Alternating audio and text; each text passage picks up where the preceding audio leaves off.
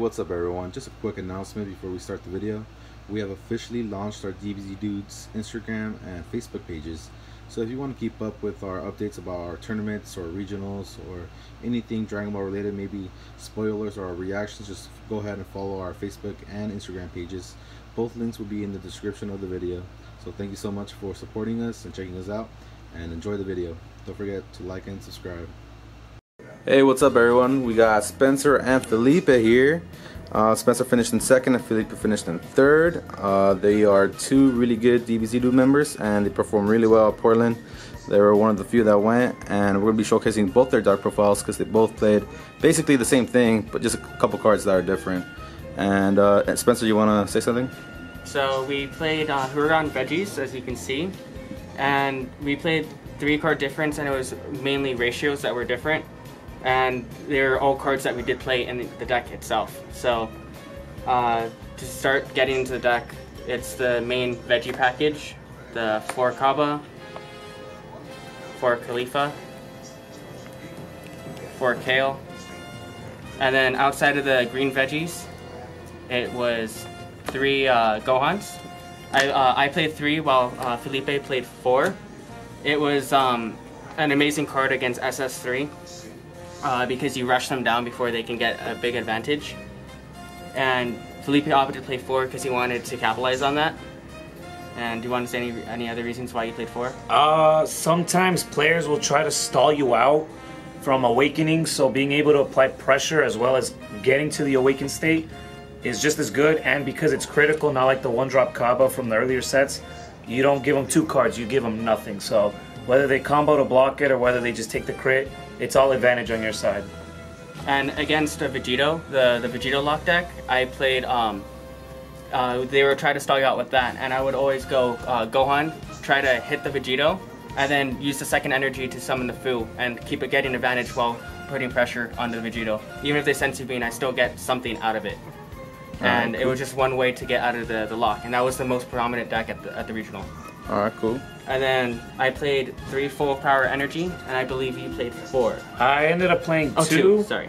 But it's the on-color negate, and occasionally if you run into the bad 1-2 swap storm player who swings in with a Bardock, or when they attack with their leader or any other attack because they're going to combo up the 8 Bardock to evolve over it, you're able to get rid of and snipe out the progenitor, so that way you can even stop a little more attacks. As well as when overwhelms show up, that just kind of negates it out, so it's a 1-for-1 and it keeps your life healthy. Nice. And then for the red veggies, we played the 4 Khalifa, and no reason to talk about that. 4 Kale, and then 4 Dauntless Kale. Okay. Felipe played 3 Dauntless Kale. I played 4. I like to see the blocker. So yeah. You end up extending out your plays and you get a bigger board this way, because going the green Kaba into green Khalifa, you only get 1. Going green Kaba into red Khalifa into anything else just starts giving you a much wider board. It thins out your deck and you just have a diversified threats. Alright, cool. And you guys didn't want to play the 3-drop Kaba, right? No, it didn't make sense to play at the event because there was, even if we did play against Storm, the Nimbus won't make a huge difference. Oh, okay. They're gonna live no matter what. And we also played 1 Champa. Only 1? Yeah, the reason behind it was it's to get them scared and secure games that you don't deserve to win. Oh, okay. So you could apply pressure whether you go with the green Gohan to just double crit them and then you just stole 2 cards that they should have had. You can also charge it so that way when they're at 2 life and you're kind of threatening them even with something small like a Kaba, they might actually end up burning a negate because it's like your last attacker even though you can deploy more. Because they don't want to get Kaba, they don't want to get Champa double striked and then all in to get just a loss that they could have avoided. And you still end up seeing it because you draw a lot from the deck, from your Hirudegan drawing 2, your Kale's drawing cards, your life. The whole engine just really flows, so you're able to see these 1-0s more often than you think.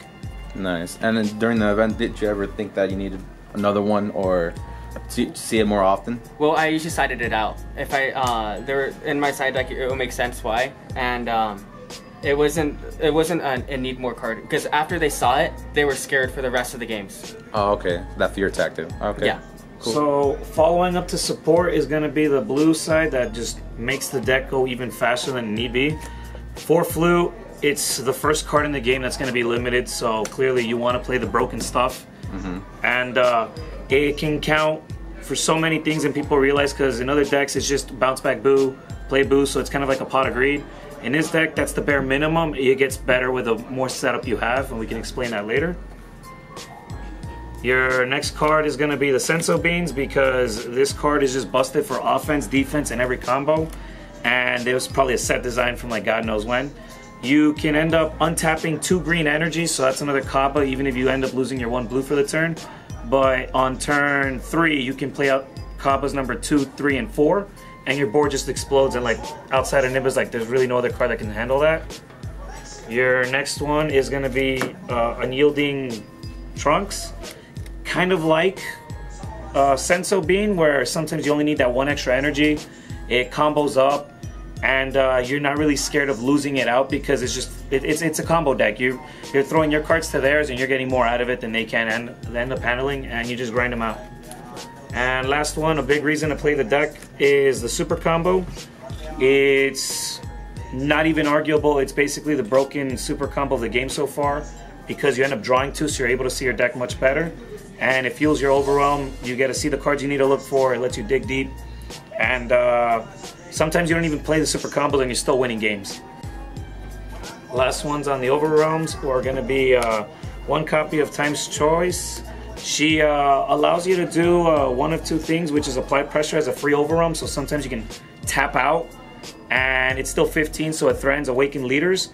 And it allows you to look at the top 3 cards of your deck to look for a battle card, so you can look for your Kabas. Or the other one that we usually found most of the event was to find the Trunks to untap energy, because then from you tapping out, you have 1 energy, and then you can keep on going and still spam out. And did you think that maybe running another copy or 2 would have been nice? Or post flute? Yes, it is, and it's still an option post flute. Speaking on that one, I was fine with just 1, because we have a few other overwhelms that we play, mainly the flute that's coming up right now. The only other top side to it is because it's a cost of 3 or less, you can flute it back.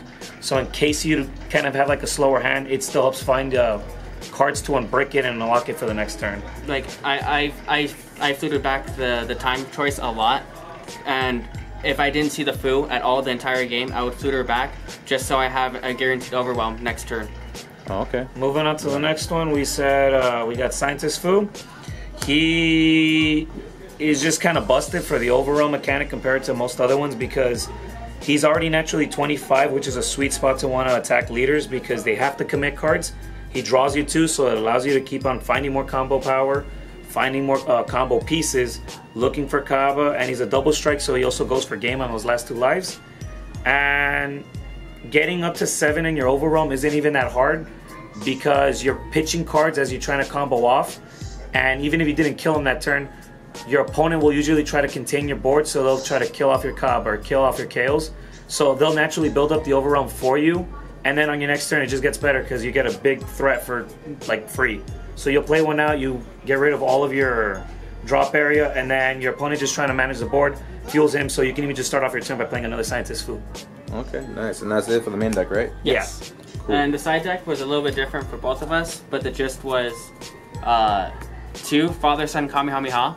It was really good against the SS3 matchup, because if they played Yajirobe first turn, you could pop it for free as a 1-drop. I sided the last copy of Full Power Energy, just in case I played against a Storm, or any deck that I felt like I was under threat. We sided the last Champa, so we had the power to actually have a double Champa, and like if they did not see it, it's kind of a surprise factor if not. And we also sided the Mira for the Vegito lock, and also for securing game with the Champa. And a great deal of the side deck are black cards, so we played 2-dimensional Foo. It's just the other Foo that generates a lot of advantage. 2 Desperate Attack Onslaught Bardock, and then 2 Mass Saiyan. And the last 4 cards were Whis Corrosion for, again, the swap deck. Okay, cool. And nice. The reason why there were so many cards, black cards in the side deck, was you can side out the Time Choice, you can side out the Foo, and you can side out the Champa and not lose your double strikes. and it just kept generating. Every black card had a reason to be in the side deck.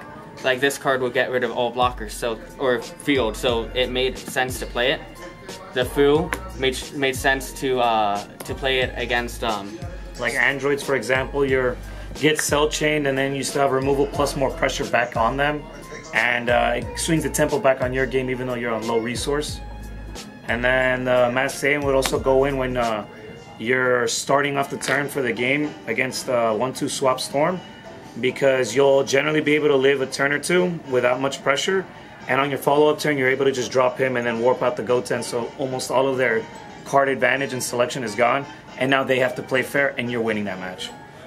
Alright, nice. And what decks did you play against mainly? My tournament report were 2 Android players, about 4 SS3s, and 1 HiruVeggies. 4, 2, 1, 7, yep. And I played against 4 SS3s, all of them being stall. I believe 1 was red, blue, green. And then I also played against 1 Mass Saiyan leader, or the Bardock, and 1 Trunks, and one last one, I forget. Yeah, that's pretty much the gist of it.